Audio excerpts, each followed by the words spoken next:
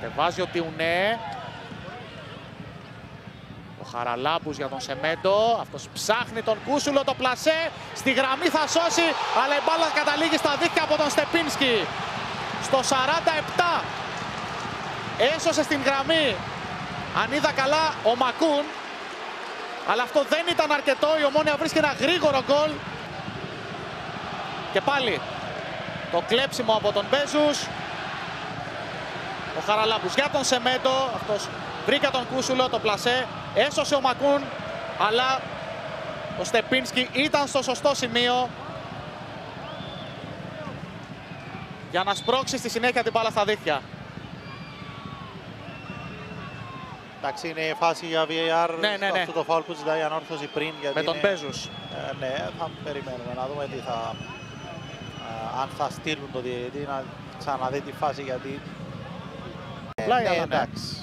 Εκτελέστηκε το κόρνερ, η κεφαλιά από τον Λάγκ, η μπάλα δεν απομακρύνεται, καταλήγει στα δίχτυα. 2-1 στο 61, ο Κουλιμπαλί πανηγυρίζει. Και κίτρινη στον Τιουνέ στο μεταξύ από τον Γιόβιτς. Οι πράσινοι φέρνουν τούμπα το μάτς. Θα δούμε και πάλι την φάση, εκτελέστηκε το κόρνερ, κεφαλιά του Λάγκ. Νομίζω εδώ θα το δούμε καλύτερα. Όχι.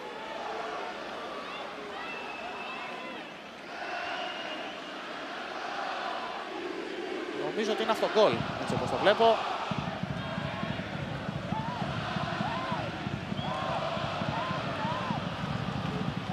Πρέπει να είναι αυτό γκολ του Μακούν, αν είδα καλά. Με τον οποίο θέλουν να τρέχουν μέσα στο γήπεδο και πρέπει να είναι και προσεκτικοί, μην προκύψει κάποιος τραυματισμός. Εδώ μια σέντρα από τον Παναγιώτου στο δεύτερο δοκάρι, κεφαλιά του Φράνσον. Ο Μπέζους ένα σουτ, 3-1. Στο 72, ο Ρωμάν Μπέζους, η μπάλα κάπου κόντραρε. Ο Αρμπολέδα δεν αντέδρασε σωστά και η Ομόνοια παίρνει προβάδισμα 2 τερμάτων στο Γασιπί. Στο πρώτο γκολ από το κλέψιμο που έκανε και εδώ στο τρίτο χρήζεται σκόρερ. Και πάλι η μπάλα κάπου κόντραρε.